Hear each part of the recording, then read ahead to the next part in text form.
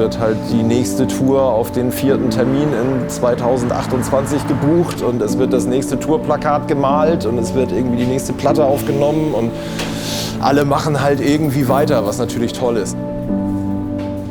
Mein Name ist Chris August. Ich mache das Booking, das heißt also, ich bin fürs Programm verantwortlich, mache parallel die Geschäftsleitung, also alles, was mit Perso und Planung und Co. zu tun hat und bin so ein bisschen Master of Disaster hier.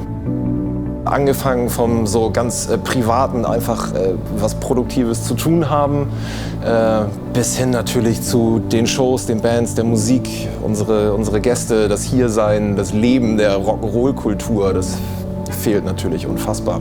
Es ist ja schon ein Job, den man 24/7 betreibt, was ich hier tue, und da von 100 auf 0 ist auf jeden Fall schwierig. Man muss ja positiv nach vorne gucken, ne? Also es gibt da sicherlich Tage, da fällt das einfacher als an anderen. Also es ist halt unser aller Lebenswerk hier, ne? Ich bin hier seit irgendwie über 20 Jahren am Machen und Tun für den Laden und alle machen halt irgendwie weiter, was natürlich toll ist. Also ich habe jetzt wenig Leute im Umkreis, die jetzt halt irgendwie das Handtuch schmeißen und sagen, es wird alles nichts und ich gebe jetzt einfach auf. Das zeichnet natürlich uns alle aus. Alleine hier in den Club kommen und die Kaffeemaschine anschmeißen, morgens um 3 nach einer guten Show mit der Band und der Crew hier am Tresen letztes Bier trinken. Glückliche Menschen, die hier aus dem Laden nach einer Show strahlend rausgehen, weil sie halt ein Bombenkonzert erlebt haben. Halt einfach so dieses erfüllende Gefühl, das man da hat. Da freue ich mich wirklich drauf. So.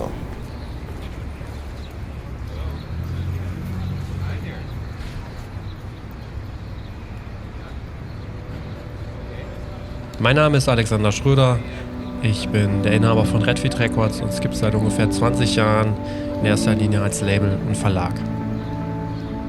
Als der Lockdown im März losging, da war mir und ich glaube niemandem anders auch so richtig klar, was das so wirklich bedeutet. Wir hatten dann teilweise ja auch Künstler auf Tour, die ihre Tour abbrechen mussten. Es wurden Pläne verschoben. Ich habe erstmal versucht, alle anzurufen, um zu erfahren, wie ist die Stimmung, wie können wir helfen vor allen Dingen auch und gleichzeitig aufzumuntern. Ja, und seitdem machen wir das eigentlich so. Wir versuchen alle Leute, mit denen wir zu tun haben, Hilfe anzubieten, zu gucken, wie können wir unterstützen oder wie können wir auch einfach neue Ideen zusammen entwickeln. Denn das ist ja gerade die Chance, die wir haben, neue Dinge zu entwickeln, sich anzupassen und weiterhin positiv zu denken. Das ist nicht immer einfach, für mich auch nicht, gerade für Leute, die Kinder haben, die ältere Angehörige haben, die haben neben den wirtschaftlichen und beruflichen Sorgen sicherlich auch noch diese Sorgen. Aber ja, wir versuchen wirklich nach vorne zu gucken, positiv zu denken und ich möchte wirklich auch andere ermuntern dazu, das zumindest auch zu versuchen. Denn für mich ist ganz klar, Kopf in den Sand stecken ist keine Option. Wir schreien ja alle, dass wir mehr Zeit haben wollen und hier ist sie und lasst uns die Zeit richtig nutzen. Mein Name ist Anja, ich komme aus Hamburg und bin selbstständig in der Eventlogistik. Was heißt, dass ich unter anderem als Mercherin auf Tour arbeite. Ich vermisse am meisten das Unterwegssein und das ist halt ein ganz anderes Arbeiten. Die Zeit vergeht so schnell, aber man arbeitet mit Spaß und wenn man mit Spaß arbeitet, dann weiß man, dass man das Richtige gewählt hat. Wenn ich das hier überstanden habe, dann kann so viel nicht mehr passieren. Auch wenn ich jetzt gerade so viel Zeit für mich habe, freue ich mich dennoch, wenn es wieder losgeht, wieder auf der Autobahn zu sein, mehrere Stunden von Club zu fahren und mit tollen Menschen unterwegs zu sein, Zeichen zu setzen und endlich wieder Kunst und Kultur erfahren zu dürfen. Das wird groß.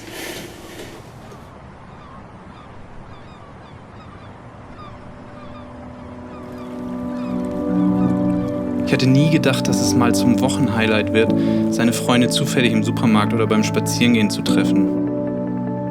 Ich bin Manu und wohne in Gnarrenburg. Das ist ziemlich genau in der Mitte zwischen Hamburg und Bremen. Ich habe seit Mitte 2019 ein eigenes Tattoo-Studio und deshalb meinen Vollzeitjob in der Pflege Anfang 2020 reduziert. Als Tätowierer durfte ich 2020 aufgrund der beiden Lockdowns fast ein halbes Jahr nicht arbeiten. Auf der anderen Seite habe ich in der Pflege selbst miterlebt, wie schnell und schlimm ein Corona-Krankheitsverlauf sein kann. Ich habe immer positiv unter Stress gestanden, mit 2 Jobs, 2 Bands. Mein Leben hat sich zunächst entschleunigt, was für ein paar Wochen natürlich ziemlich angenehm ist. Als kreativer Mensch oder Künstler fehlt dir halt wahrscheinlich am ehesten das Gefühl der Wertschätzung deines Werks, was du beim Tätowieren oder bei den Shows bekommst, als Rückmeldung. Eine Art Bestätigung, dass du jemanden da abholen konntest, wo er gerade war. Am meisten freue ich mich einfach darauf, wieder Sachen zu machen und an Orte zu fahren, ohne mir dreimal zu überlegen, ob es gerade okay ist oder nicht. Ich weiß halt, dass die Welt sich irgendwann wieder richtig normal drehen wird.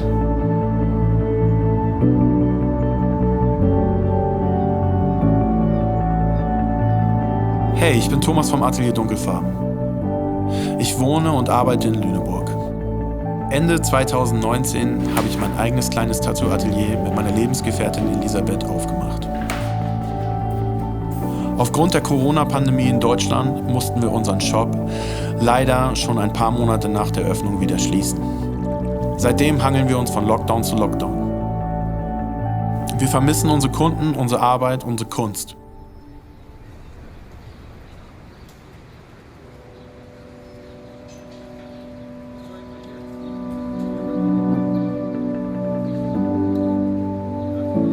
Ich bin es natürlich gewohnt, dass es Events gibt, dass wir zu Konzerten gehen, auf Festivals, dass wir mit viel Herzblut neue Projekte entwickeln.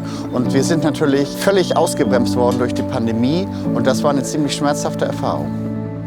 Ja, ich bin Björn Hansen, ich bin Hamburger, wie der Name vermuten lässt, und ich verantworte hier zum Beispiel im Stadtpark Open Air die Gastronomie. Also ich bin Veranstalter, wir machen hier in Hamburg das Cruise in Open Air, wir machen in Hamburg hier das Futur 2 Festival und hier eben die Gastronomie. Ich bin der Auffassung, dass so eine Krise auch immer Chancen beinhaltet. Und daran halte ich mich fest, und wir haben im letzten Jahr mit dem Cruise in Open Air ja auch bewiesen, dass plötzlich völlig neue Projekte und völlig neue Chancen auf uns zukamen. Die haben wir genutzt, und ich glaube fest daran, dass wir am Ende irgendwie gestärkt, anders als vorher, aber gestärkt aus dieser Krise hervorgehen. Und was ich total wichtig finde, ist, dass wir uns jetzt Gedanken machen, zu welcher Realität wir zurück wollen sozusagen. Wollen wir genauso weitermachen nach der Krise, wie wir es vorher getan haben?